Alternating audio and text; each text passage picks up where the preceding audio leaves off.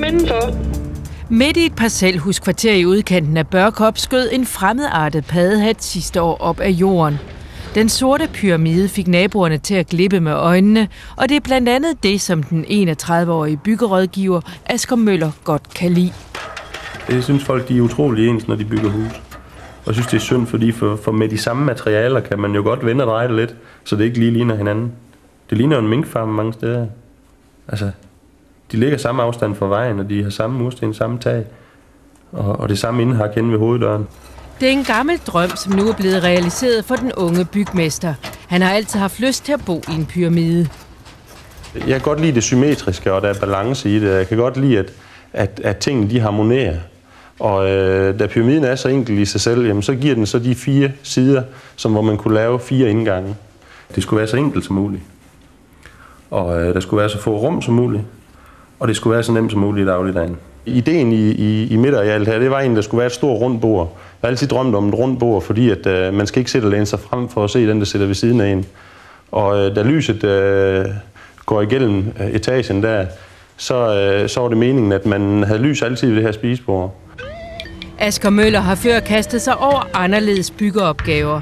Dette særprægede hus med kommandodæk og vingesejl opførte han for nogle år siden i Daggård ved Vejle. Asger kan godt lide at vække opsigt med sine huse. De andre, jeg har bygget, har også været i et almindeligt parcelhuskvarter. Også for at provokere en lille smule mod den traditionelle byggeform, fordi jeg synes mange gange, det kan blive kedeligt. Og hvis en nabo har en kobaltblå vindue, så skal resten på vejen have en kobaltblå vindue. Og de kommer til at ligne hinanden alle sammen. Man kan lige tydeligt se, at der er en 2-3 år, hvor det er moderne med rød tag. Så skal de have rød tag og gule sten. Og så skal de have sort tag. Så har de alle sammen det. Og det kan blive meget kedeligt, synes jeg. Jeg kan ikke se nogen idé i at galopere rundt i hele huset for at finde ren undertøj og lægge tøj til vask og hente det frem fra skab og ting og sager. Så det her det er blevet det centrale rum, hvor der sker utrolig meget ud. Og det fungerer fortrinligt. Badekarret var også en idé, som jeg hele tiden har haft. Og det gav jo så den gode effekt, når man kommer helt derned, så kan man ligge og kigge helt op i spidsen af værelset også. Mange alternative behandlere sværger til pyramidekræft. De mener, at pyramideformen rummer en særlig kosmisk energi, og Asger tror også, at der findes mere mellem himmel og jord. Alt omkring det der, det er troen. Og den pyramiden, den virker fin, hvis troen den er med.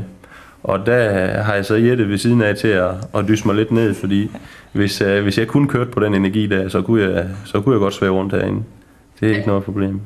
Er det nødvendigt sådan at holde ham lidt ned på jorden? Nej, jeg synes det med i starten af mødte ham, det er ikke så galt mere. Og så får man også det spørgsmål, har du fået mere energi af at bo i en pyramide?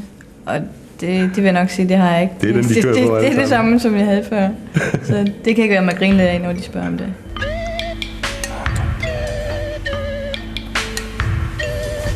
Ups.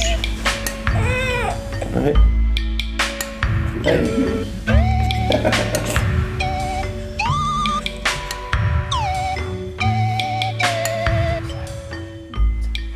Pyramiden er især Asgers idé, men Jette er positivt overrasket over, hvor godt huset fungerer. Selvom hun i virkeligheden er mere til det hyggelige bondehus, som parret boede i tidligere. Nej, du vil da ikke sove, vel? Jeg synes, han skulle lov at prøve det. Men jeg er nok mere til det sådan lidt mere bondehus-stil, hvor der er bjælker og lidt det ene andet. Men jeg synes, det er flot. Jeg kan godt lide at bo her.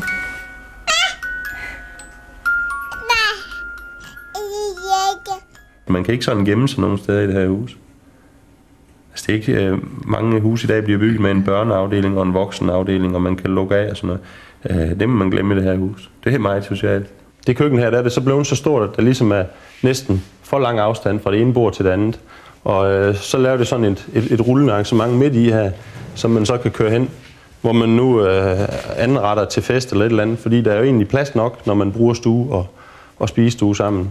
Så kan man have et langbord, hvor der kan sætte rigtig mange mennesker. Altså, vi har flyttet lidt rundt, som jeg synes, så flytter man hurtigt tilbage igen, fordi man skal også gerne have sådan, man føler rummene lidt for sig selv, selvom det er i et. Og så også, hvad møbler man nu skal have, det er vi så heller ikke helt enige om endnu. Altså, jeg kunne godt tænke mig at rydde det hele ud, og så have plastikmøbler og en glasplade og sådan noget, men Jette, hun er lidt mere til det nostalgiske, og der må godt være lidt krummelur på. Lys og rum, det er det hele det handler om. Ja, det er så midtarealet her, som hænger og svæver, vel nogen der vil sige. Hvis man skal snakke om energi i pyramiden, så er det jo her, energien den er optimal. Så hvis man havde en klinik, eller man havde en form for behandling, jamen, så skulle det foregå heroppe.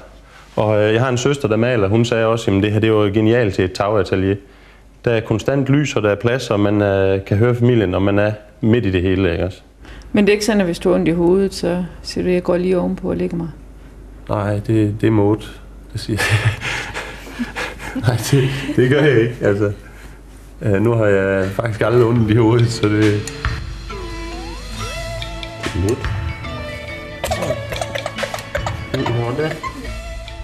Pyramiden bliver ikke det sidste utraditionelle hus, som den unge håndværker vil bygge. Han leger nu med ideen til et rundt hus. Lad os da prøve noget andet. Hvem siger, at et hus det skal være firkantet?